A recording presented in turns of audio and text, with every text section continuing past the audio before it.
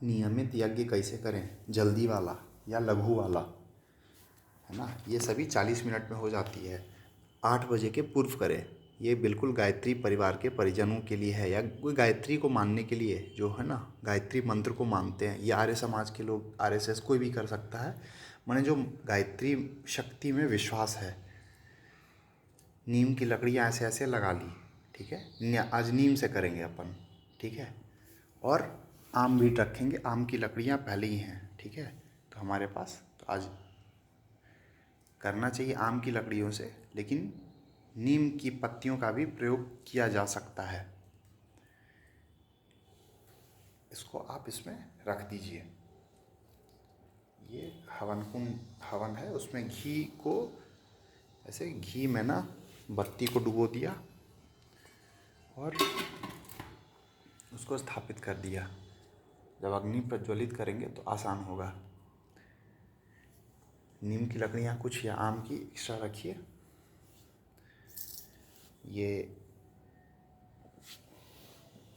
पारंपरिक है, बिल्कुल ये पारंपरिक है।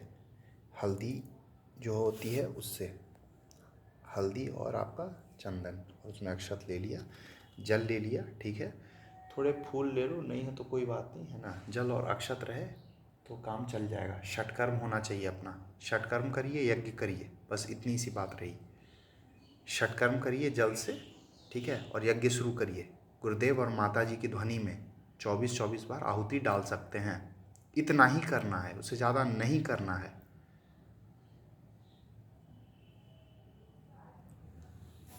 एक पात्र में जल लीजिए, थोड़ी सी लकड़ी अलग और रखिए। ये भाई हल्दी सबके घर में पाए जाते हैं, है ना। और ये हमारे कुछ लोग तो घर में हल्दियाँ उगती हैं, है ना।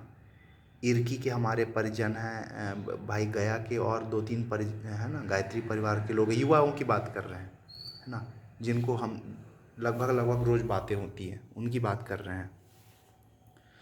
तो जो गायत्री परिवार के हमारे जो युवा है ना, अपने साथी हैं, जो भाई नियमित यज्ञ करते हैं किसी न किसी तरीके से, तो और जो खेतों में अम्लता हो जाती है तो बिल्कुल इसी तरह करना है। आम की लकड़ियाँ ले लो, उसमें नीम की लकड़ियाँ ले लो, ऐसे करके उसको राख को वहीं छोड़ देना है खेतों में। बिल्कुल यही यज्ञोपैथी है, यही यज्ञ उपचार है, यही यज्ञ चिकित्सा है।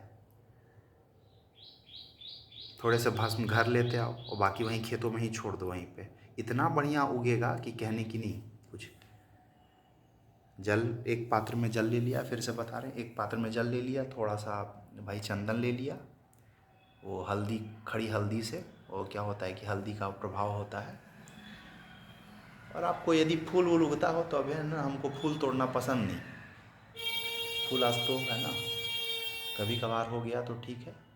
जल ले लिया, वो चंदन ले लिया, षटकर्म करिए, माचिस लेके बैठिए, यज्ञ जलाइए, और भाई सारे इधर है ना, इधर माथ की लकड़ियाँ रख लो, नहीं तो पता चला फिर उठना पड़ेगा। और ऐसे करके यज्ञ की सामग्री भी ले लो एक थाली में, बस इतना ही करो।